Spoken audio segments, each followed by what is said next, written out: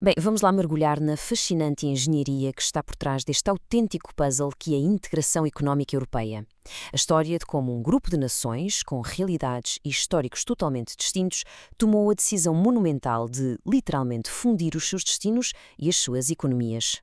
O que nos leva logo à grande questão desta nossa análise. Pensem bem nisto. Como é que nações que sempre foram ferozmente independentes, ciosas da sua soberania, conseguem partilhar com sucesso uma única moeda? O desafio é de uma escala brutal. Implica alinhar motores económicos que andam a velocidades completamente diferentes e criar regras que sirvam a todos os membros deste clube de elite. É, sem exagero, um verdadeiro milagre diplomático e financeiro. O nosso roteiro para hoje é bastante direto. Começamos com o caminho da integração, passamos pelo Tratado de Maastricht, esmiuçamos os famosos critérios de convergência, celebramos a chegada da moeda única e, a fechar, refletimos sobre a Europa como utopia. Ponto número 1. O caminho da integração e as suas formas de integração. Ora, a ideia base é, na verdade, bastante simples. Trata-se de deitar muros abaixo, eliminando barreiras para que bens, serviços e capitais circulem tão livremente como se estivessem dentro de um só país. Mas, e há sempre um mais, o ponto crucial aqui é a cedência de soberania. Para se ter acesso a este espaço integrado, um Estado tem de abdicar de parte do seu poder e entregá-lo a uma autoridade supranacional. Troca-se aquele controle absoluto do volante por um manual de regras comum a todos. E por que é que alguém faria isso? Bem, os incentivos são, de facto, de peso. Estamos a falar de ganhos imensos, através de economias de escala, de um autêntico boom no investimento direto e de um empurrão claro no crescimento do emprego. Mas o prémio final, a cereja no topo do bolo, num continente que passou séculos mergulhado em guerras devastadoras, é a paz. A interdependência económica funciona aqui como a âncora perfeita para a estabilidade política. Basicamente, quando as economias estão profundamente entrelaçadas, a cooperação acaba por substituir o conflito. Mas, como sabemos, não há almoços grátis, certo? Para termos a imagem completa, temos de olhar para o outro lado da balança. Para além da óbvia perda de receitas aduaneiras, há algo muito mais sério. Perde-se a capacidade de manobra em momentos de crise. Abdicar do poder de ditar a própria taxa de juro ou de desvalorizar a moeda nacional é um sacrifício gigante. E sim, isto pode levar a um agravamento dos desequilíbrios regionais, tudo em nome dessa tal transferência massiva de soberania. 2. O Tratado de Maastricht, o ponto de viragem. O ritmo das coisas aqui é alucinante.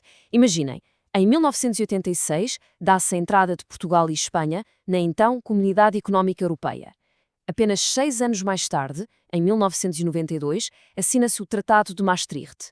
E logo a seguir, num piscar de olhos em termos históricos, lança-se oficialmente o euro em 1999. Foi um período de aceleração brutal, uma verdadeira corrida contra o tempo rumo à integração. O grande abanão, a verdadeira mudança de paradigma, acontece precisamente naquele ano de 1992. Maastricht não foi só mais um acordo simpático para facilitar trocas na fronteira. Nada disso. Foi um momento de viragem definitivo. Representou a vontade audaciosa de pegar numa comunidade que era estritamente económica e transformá-la numa união política muito mais musculada, lançando os alicerces definitivos para a moeda única. Secção 3. Os critérios de convergência. O teste de aptidão. Pensem nestes critérios de Maastricht como o teste de esforço mais implacável que uma economia pode enfrentar. São 4 regras absolutamente inflexíveis. Porque, convenhamos, para garantir que economias com vícios tão diferentes partilhassem a mesma conta bancária sem fazer implodir o sistema todo, tinham de provar que possuíam uma saúde financeira de ferro. A primeira grande barreira é a mítica regra dos 3%.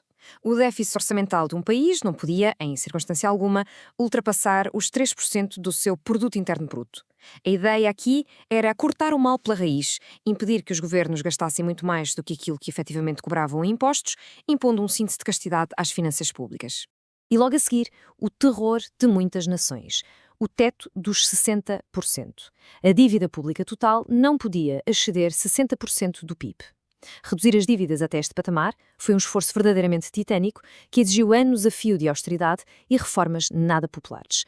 Afinal de contas, não se podia deixar entrar no clube quem estivesse atolado em dívidas, colocando em risco todo o edifício económico europeu. E atenção, não chegava a ter a própria casa arrumada. Era preciso conseguir acompanhar o ritmo dos melhores alunos da turma. Nas regras da inflação, um país não podia ultrapassar em mais de 1,5 ponto percentuais a média dos 3 estados com melhores resultados. O mesmo princípio aplicava-se às taxas de juro a longo prazo. O limite era de 2 pontos percentuais acima desses mesmos 3 líderes. O objetivo? Forçar uma sincronização quase perfeita de todo o ambiente macroeconómico. Por último, mas não menos importante, tínhamos a estabilidade cambial. O país candidato tinha de entrar no mecanismo de taxas de câmbio, o MTC2, e aguentar-se lá durante pelo menos 2 anos. Durante esse tempo de estágio, era absolutamente proibido registar grandes desvios ou usar o velho truque de desvalorizar a moeda nacional. Era a prova dos 9 para garantir que a economia aguentava a pressão real sem batota. 4. A chegada da moeda única. O lançamento do euro. E eis que, em 1999, toda esta maratona de sacrifícios culmina no lançamento do euro. É de facto extraordinário pensar que 11 nações conseguiram afinar os seus sistemas de forma tão cirúrgica, dizendo adeus definitivo às moedas que usaram durante gerações. Ao fundirem o seu destino, criaram a base exata desse dinheiro que hoje temos nas nossas carteiras, agora gerido a partir de Frankfurt pelo Banco Central Europeu. A verdadeira magia de todo este processo foi conseguir fazer algo que parecia impossível: pegar em culturas financeiras completamente enraizadas e integrá-las num único espaço económico. A moeda única acabou por se tornar na argamassa que uniu toda a arquitetura financeira da Europa, pondo todos estes países a bater no mesmo ritmo, num só coração económico.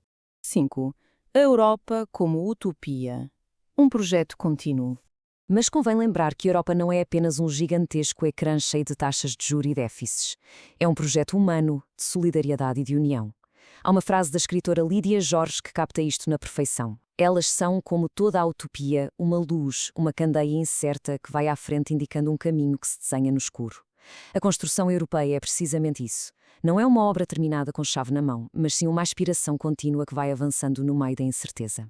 E é essa mesma natureza de obra em progresso que nos deixa a pensar.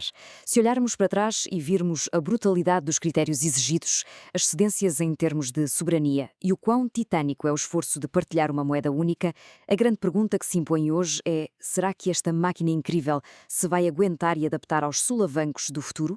Fica a reflexão. O que é certo é que este continua a ser um dos capítulos económicos mais alucinantes da história moderna e um que ainda estamos a escrever dia após dia.